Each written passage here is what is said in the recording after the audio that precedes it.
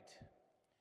So what I decided to do, since it just so happened that we're coming into the Easter season here, and we're in the section of the Gospel of John around the crucifixion, I got an outline out, dusted it off, and I was surprised.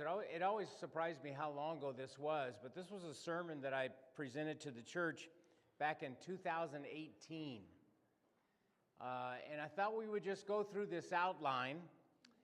And we're in the 19th chapter, but last week in in chapter 18, it talked about when they went to the Garden of Gethsemane and he got arrested, and they took him to the high priest house. And in chapter 19, it kind of continues through with the full account of John's account of the crucifixion. But rather than try to read each verse and talk about each verse, I thought it might be helpful for us to just kind of maybe get an idea through this outline that I had of the whole timeline of how things were happening. And so that's what we're going to do today. We're just going to kind of go through this and see if we can have it in our minds, not only the what happened, but the time frames that we're talking about. And we can't be absolutely 100% sure of all the time frames here. And in fact, I'll tell you when I remember that there's some difference of opinion about some of this stuff. But let's just start. I have a quote here from Martin Luther King that says, "You can't get to Easter Sunday unless you go through Good Friday." And so, obviously, the Lord had to suffer the way that he suffered. And it was all part of, God's master plan. Gary asked me just before the lesson, says, have you ever wondered why did God choose to do the things that he did at the times that he did? God's timing. And I don't know the answer to that. God's timing is always perfect. But everything that was forecast, that was prophesied about Jesus Christ and what he would do for us came true. There wasn't anything left out. And so it was all exactly as according to plan. So let's just go on this, as I have in the introduction there, let's go on this journey, kind of an up-close and personal journey with Jesus and the experiences that he had as he was arrested and tortured and crucified. And yes, it's not a pleasant journey, but it is an absolutely necessary one. And it will serve a lot of different purposes, and it has. And the reason that you and I can stand here today and believe that in the saving gospel message of Jesus Christ and that it grants us eternal life when we believe it is because Jesus did all the things that he did and leading up to and including, of course, the resurrection of the third day. So point number one, the preparation. So as best as we can determine, this is probably Thursday, April 6th, the year 30. Some people believe it was the year 33. But it was definitely probably in April. And as we pick up the story, Jesus in the upper room with his disciples, it is now late into the night. And he is leading his disciples out of that upper room. And I've described to you before how they leave that upper room and they go into down through the valley and back up to the Mount of Olives to the Garden of Gethsemane. Well, we need to understand that, like I said, all these things are coming together, and the Old Testament prophecies had a big part of that, and that's one of those And I can't even hardly read that one back there, but this is Isaiah 53, a very famous prophecy. He was despised and rejected of men, a man of sorrow, acquainted with grief. And we hid, as it were, our faces from him.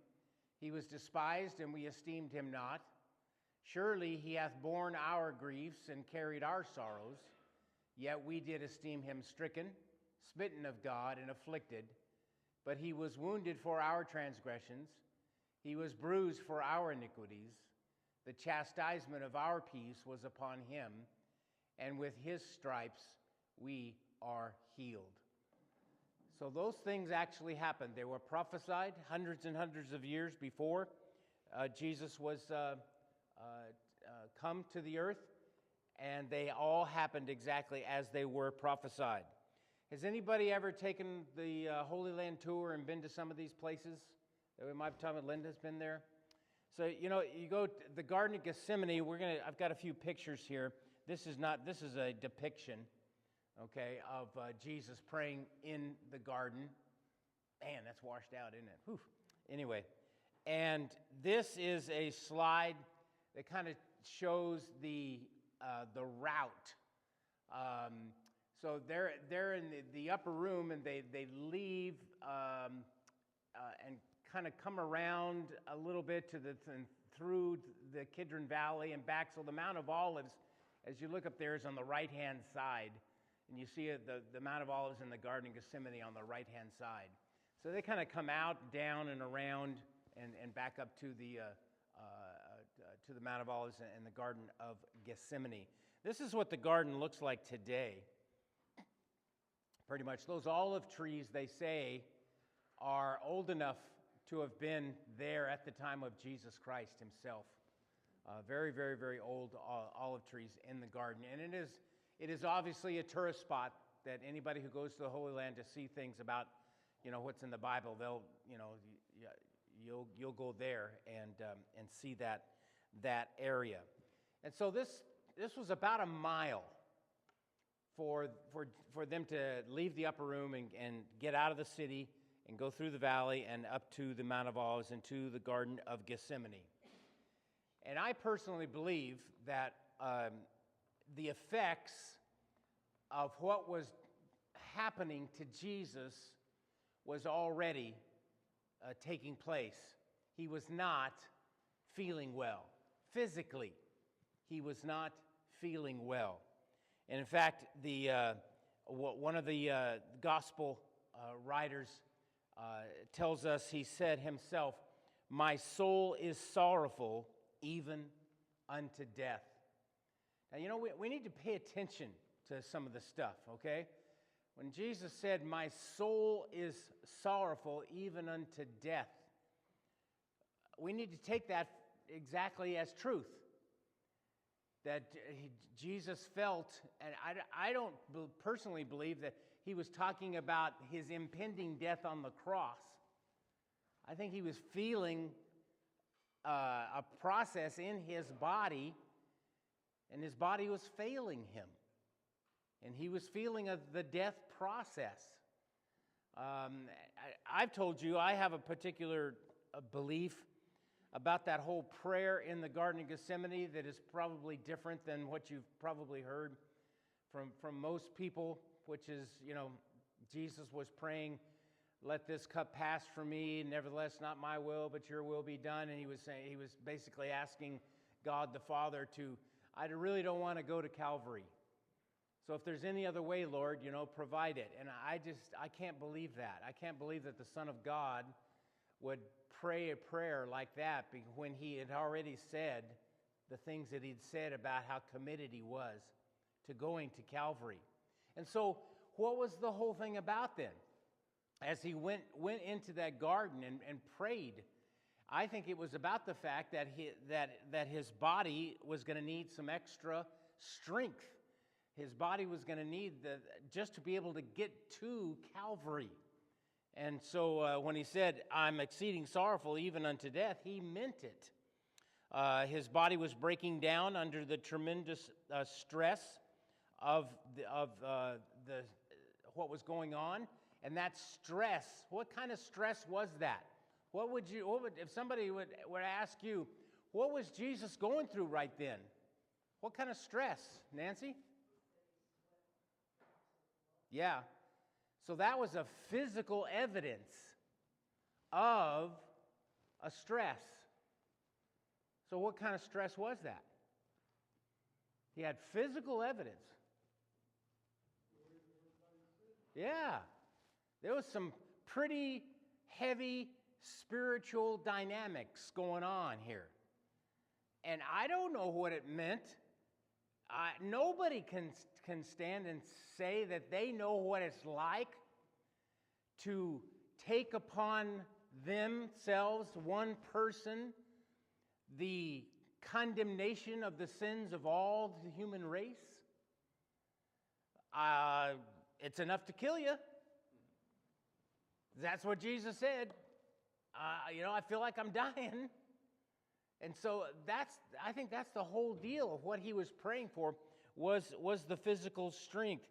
The fact that he did, and that's a literal medical thing that can happen. It's referred to as hematidrosis, and that is when the tiny blood vessels surrounding the sweat glands burst, and you literally sweat blood out of your body, and that has happened to people, and it happened to Jesus Christ that night.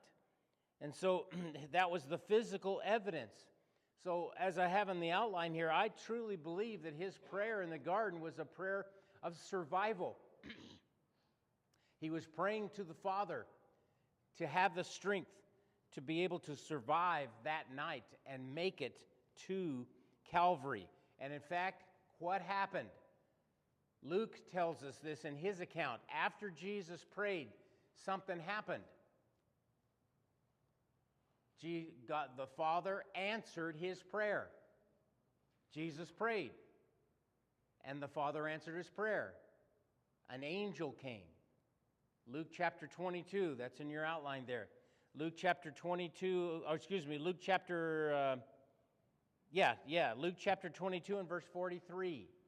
In Luke's account, an angel came and gave Jesus Christ strength. And when you look at what he was about to endure, Jesus did not endure the normal things to the extent that he did compared to somebody else. We'll go through all the physical things that he went through. So it was almost a superhuman effort to survive the beatings and the scourging and everything else in order to just even get to Calvary. And the only reason that he was able to do that was, I think, because the Father answered his prayer in the garden and gave him the strength that he needed to get there, to make it through all the sufferings that he went through. And so we now are in the garden, and he's pretty much finished his prayer. It's about 1 o'clock in the morning. So it's late into the night. And the soldiers come to arrest him. Could have been anywhere between 300 and 600 soldiers. Now, and these soldiers, the more I study this, the more I kind of get the settled idea that it was probably a mixture of both Roman soldiers and soldiers of the Sanhedrin, Jewish, quote-unquote, soldiers, if you want to call them that. And between those two groups, between 300 and 600 show up, which was, is there a message there for us today that they chose to use 300 to 600 guys to arrest one man? What had been their experience already? Had they tried to arrest Jesus before? Had they even tried to stone Jesus before? Yeah, they had. And they weren't very successful, were they? Sometimes it was almost like Jesus miraculously would just kind of disappear. He was gone. And by this time, his notoriety, had gotten to the place where he was very, very well known. And so they just simply did not want to take any chances. They didn't want to have any chance that he was going to be able to slip away. I just saw, I've got that. There's a picture of somebody with this hematidrosis, of sweating of blood through the sweat glands. So that actually does happen. That's a modern day picture of the fact that this has happened. So I kind of got behind here. Number one, his prayer was answered. Luke 22, and there appeared an angel from heaven strengthening him. I think that was a direct answer to Jesus' prayer in that garden. 300 to 600 soldiers come to arrest him, and they didn't want to. They used that many because they didn't want to have any chance that he would escape. Okay. John told us about something that we read last week that was one indicator of what Jesus could have done had he chose to do. Does anybody remember what happened when they came to arrest him and they asked about who Jesus was? What did Jesus say? I am. And what happened? They fell back and knocked him down onto the ground. The very voice of Jesus, the great I am. And remember, that's literal in that he is the great I am. So yeah, you know what? They were right to want to not take any chances with this. So they get there. They ultimately arrest him. We know Peter tries to defend Jesus, takes up a sword, doesn't work out so well. Jesus even heals the guy right on the spot. They take him away. What happens to the disciples as they take Jesus away? What do you think happened? Most of them. Not all of them. So who followed? And Peter. At least John and Peter followed from a distance to see where they were going to take Jesus. Okay? So where did they take Jesus first? Anybody remember? This was last week. Or 2 weeks ago. Sorry, I wasn't with you last week, was it? So where did they take him first? Annas. They took him to Annas. Now remember who was Annas? He had been the high priest for about 10 years, which was a pretty long stretch. At this point in time, it wasn't like the Old Testament, where the high priest, their term, what do they call politicians? Their term links or whatever. Our senators. Each time we elect a senator, it's 6 years. You elect them once, and that's their 6 years, and their House of Representatives is only 2 years. It's the way our founding fathers set America up. So every 2 years we elect congressmen and congresswomen, but it's only every 6 years that a senator. That's why politicians view being a senator as being a more powerful position than being a representative, a congressman. But in the Old Testament times, a high priest, how long was their term? Lifetime. You were in until you died. I guess some people thought that was the way it was with FDR, right? He was 3-term. Is that or 4-term? I forget. Is it 3? 3-term and died in office. I don't know. Would he have?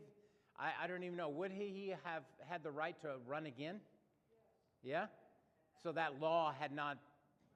It was after him that they put the law in. Yeah. So anyway, so the Old Testament, man, you were high priest. You were there forever. But now under the Romans, it was the Romans that decided. If they didn't like a high priest, they get rid of him. You're out of here, buddy. And they would install somebody else. So Annas had been the high priest for 10 years, and that was a pretty long stretch. And then after him, I think there was somebody else, but then there was Caiaphas. So at the time of Jesus' arrest, Caiaphas was the actual high priest. Annas was the prior high priest. But Annas still had a lot of influence. So, and guess what? Caiaphas had to be careful about treating Annas with a proper amount of respect and deference. Why was that? Who was Annas to Caiaphas? His father-in-law. His father-in-law. Happy wife, happy life. Treat the father-in-law so the wife stays happy. I mean, this stuff it was real. And so Caiaphas, I think, gave a lot of deference to Annas. So Jesus went to Annas first, and then went to Caiaphas's place. Caiaphas was the actual high priest. So Caiaphas was the one that was going to be presiding over the Sanhedrin court, the court of the Jews that would decided things. One of the things that we need to understand about these trials is this. These trials were illegal and futile. Had Jesus wanted to, he could have not been found guilty by the Jews, by the Sanhedrin. But obviously, he knew that he needed to be found guilty. It's kind of a weird dynamic, isn't it? You going into your own trial, and going into the trial, you have to make sure that you are convicted before you get out of that trial. And that's exactly what happened. And it didn't go well for the Jews at first, because they would bring in people to try to make some kind of a claim against Jesus, and none of those claims held water. They weren't solid legal evidence that Jesus had committed any crime whatsoever. So they were getting desperate. And they kept asking Jesus questions. And so what was the one thing that finally happened that made sure that Jesus was convicted before the Sanhedrin? Any idea? What convicted Jesus?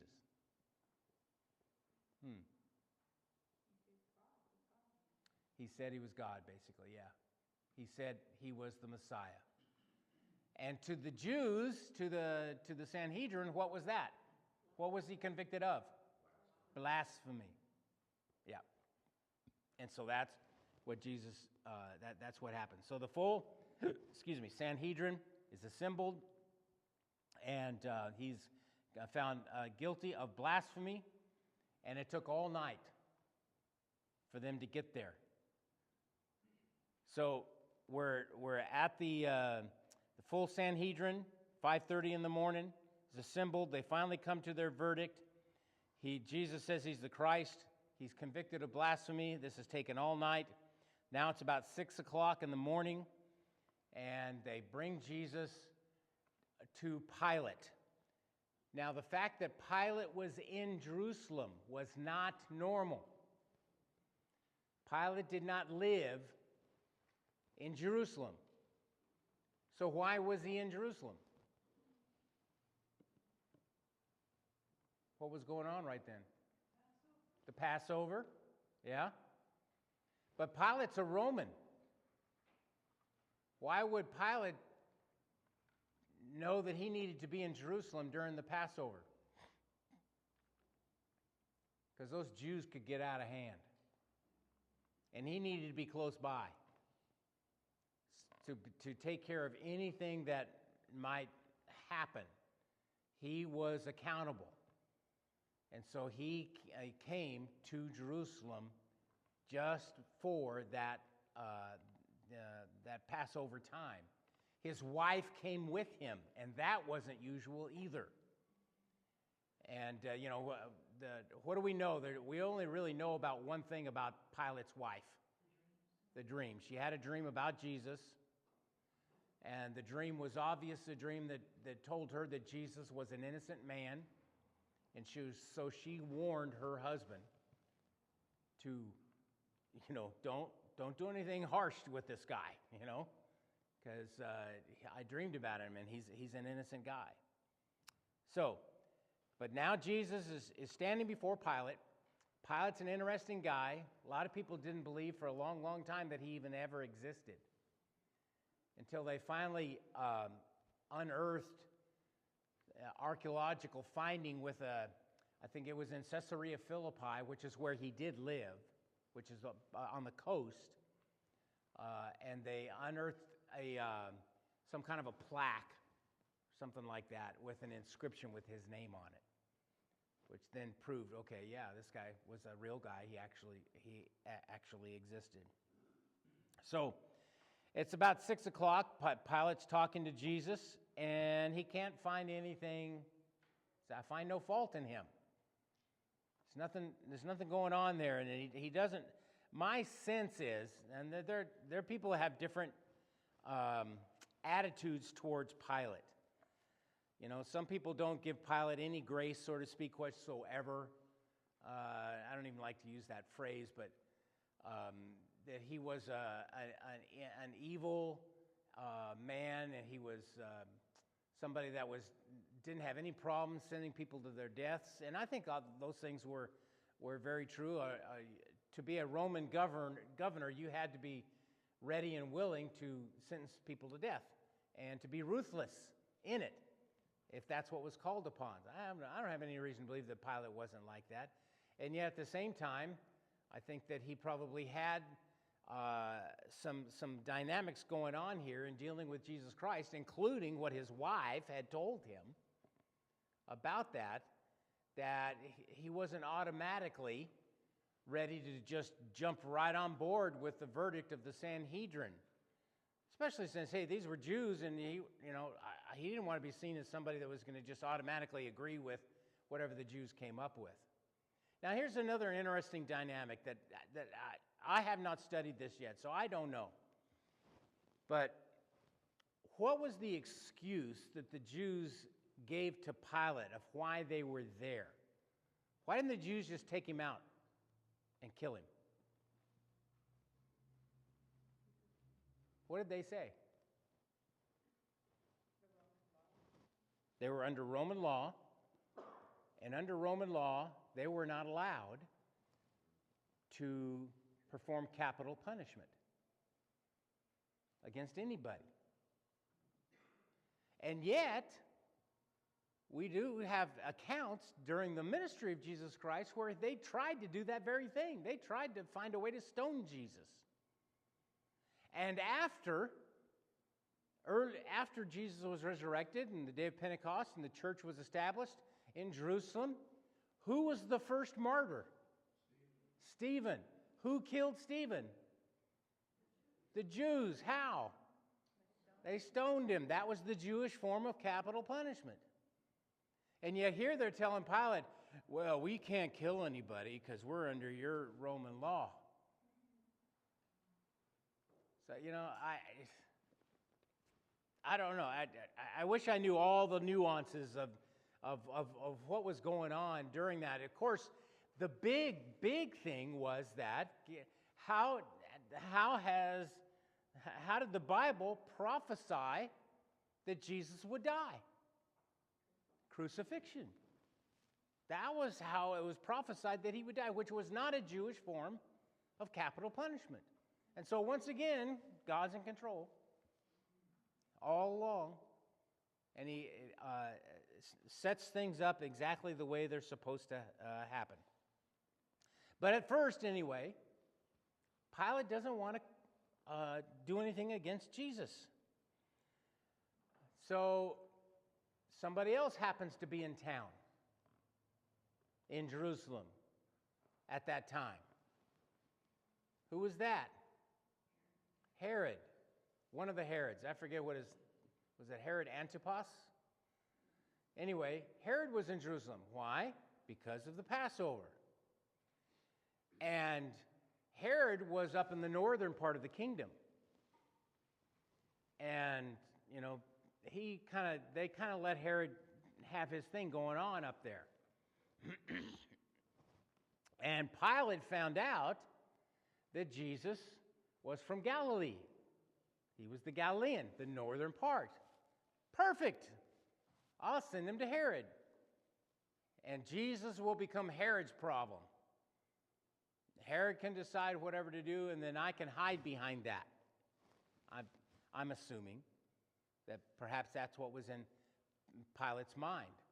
That, your own king decided. Okay, so I'm hiding behind that, and we're just going to go forward with that.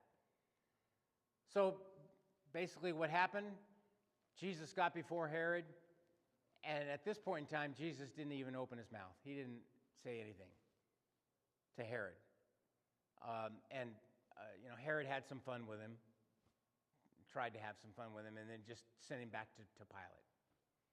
So we've been from the Garden of Gethsemane, we've been to the house of Annas, we've been to Caiaphas with the Sanhedrin, we've been to Pilate, and now we've been to Herod, and now we're back to Pilate again. And it gets back to Pilate, and says 7 o'clock, Herod sends him back. 7:30, Jesus is back, 7:30 in the morning. He's back before Pilate, and Pilate is still trying to find a way to let Jesus go. He repeatedly attempts to release Jesus against the outcry of the Jewish leaders. And so he now has Jesus scourged. Pilate's last effort at releasing Jesus, he orders him scourged. What possibly would be the rationale by Pilate? Maybe if I scourge him, they'll let him go. Does that make any sense?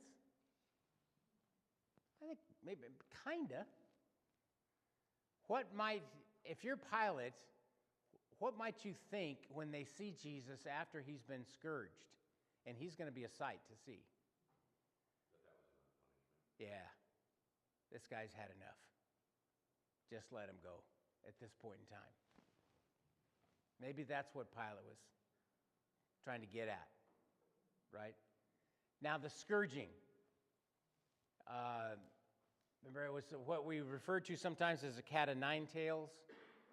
Leather straps, bits of bone or metal of some sort, tied onto those, designed to rip the flesh.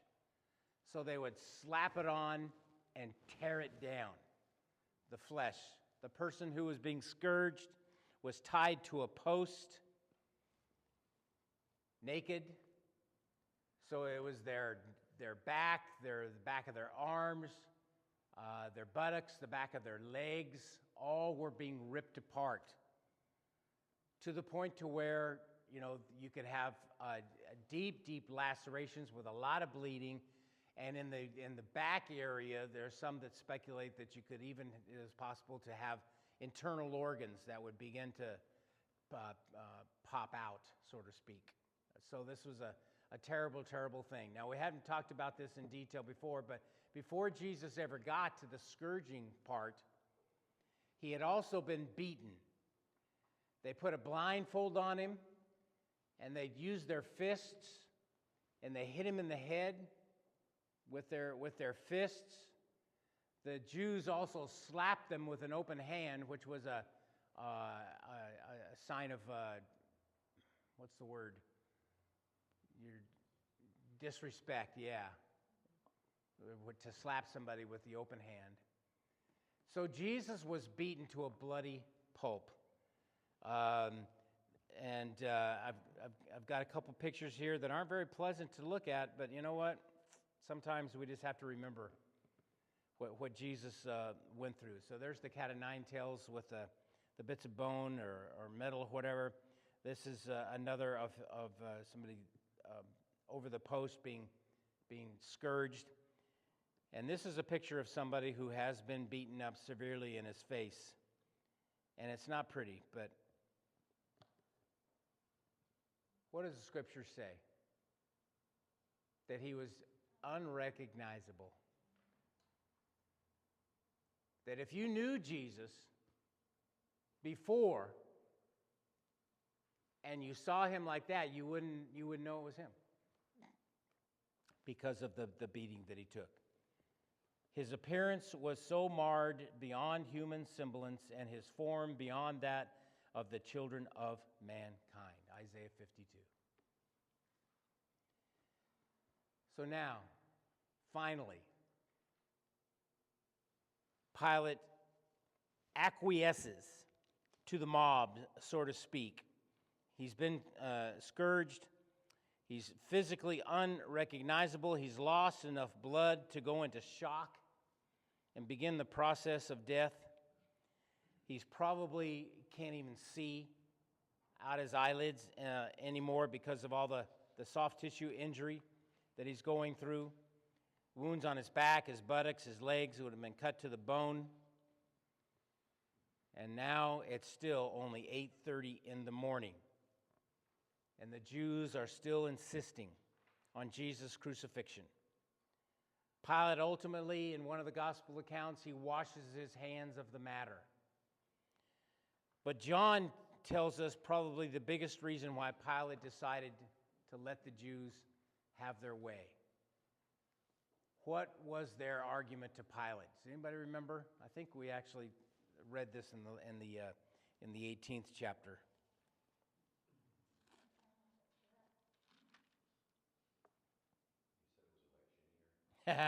Yeah. Here it is. It's actually in the 19th chapter of John. Verse 12. And from thenceforth Pilate sought to release him, but the Jews cried out, saying, If thou let this man go, here it is. This is what sealed the fate. If you let him go, you are no friend of Caesar. Whoever maketh himself a king speaks against Caesar. They basically threatened Pilate. You let him go, Caesar's going to hear about this. He said he's a king. Anybody says there is a king is against Caesar, so you can't let him go. And that sealed the deal. And so Pilate let them have him. So then we begin the journey to Golgotha. If you're in Jerusalem, they have a very well-known way in which they take that. There's a name for it. Anybody remember? They have the name for the path, so to speak, that Jesus took to Calvary. It's called the Via della Rosa. The Via della Rosa. Whether or not that's the actual, and if you go there, you're going to have the traditional site of Golgotha, where Jesus was crucified, which you really can't tell anything because it's just a big church that they built over it, and you go inside the church and you'll see the sites. But then there was a guy by the name of Gordon.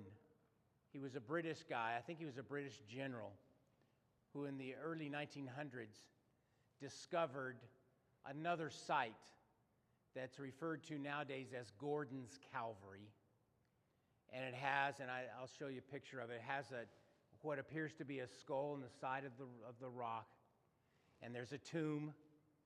And the Bible says there was a tomb there, a garden and a tomb that nobody had ever been laid in.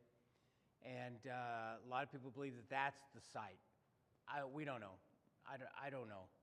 We went to both sites when we did our trip. Did you see both sites, Linda, when you went? We got canceled. Oh, okay. But you said you went, Linda. Did you get to see both? Yeah. At any rate, we don't know for sure which site is the real site, although the Gordon's Calvary was left in a more of a pristine state so that you could relate to it. And as I recall, there were early first century Christian inscriptions on the side outside the tomb, carved there, that kind of lent to the fact that first century Christians revered this site for some reason. So whatever it was. But Jesus left Pilate, and he's going to Golgotha, and it's about 600 yards. That doesn't sound very far, but in the state in which Jesus was in, he physically couldn't even make it 600 yards.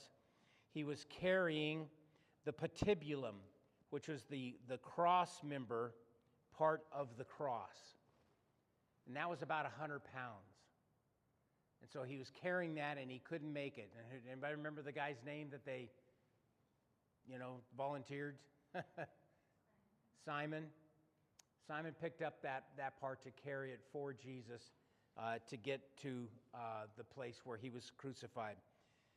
It was probably not up at the top of this hill. It was probably down closer to the road that it went by, and that was the Roman idea, is to crucify people right there by the side of the road so that as people walk by, they could just get an up close and personal to remind them, don't mess with the Romans.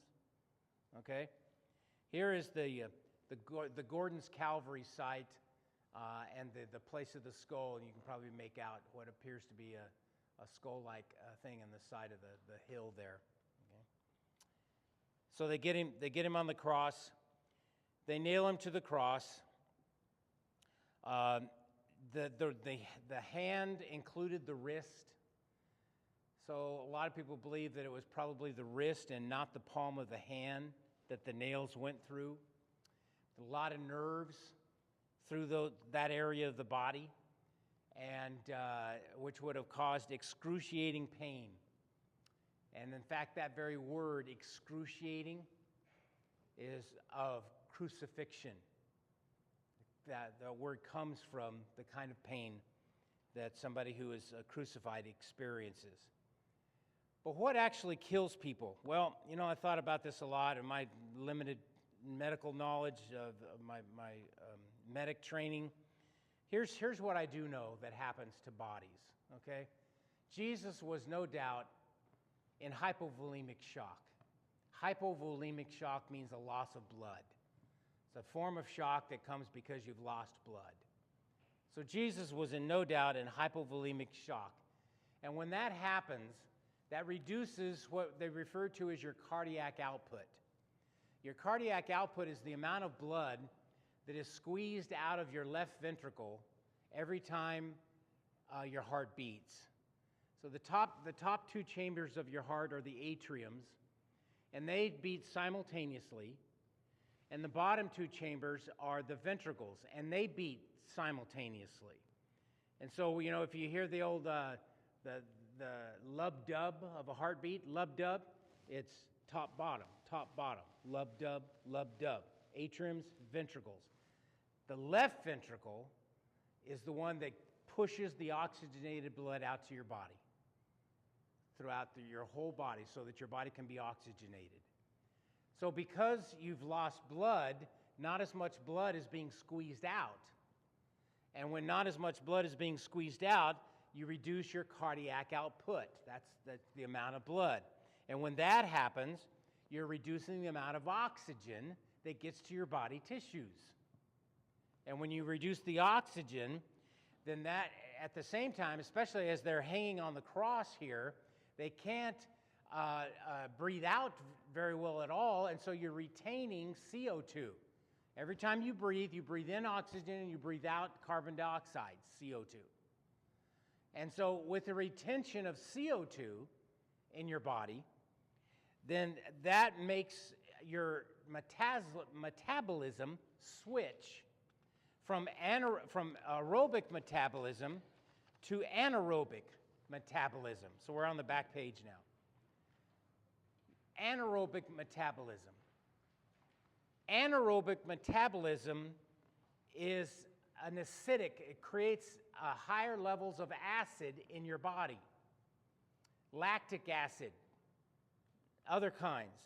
So when this a profound increased level of acid is going on in your cells, what happens is that your cell membrane begins to crumble, begins to collapse, however you want to put it.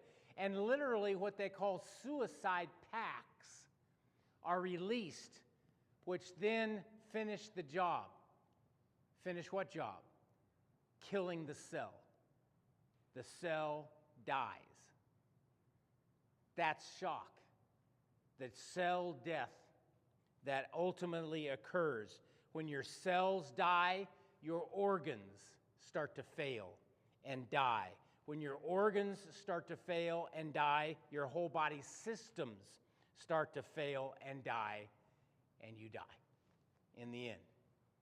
I had one lecturer during my training that said, everybody dies of shock.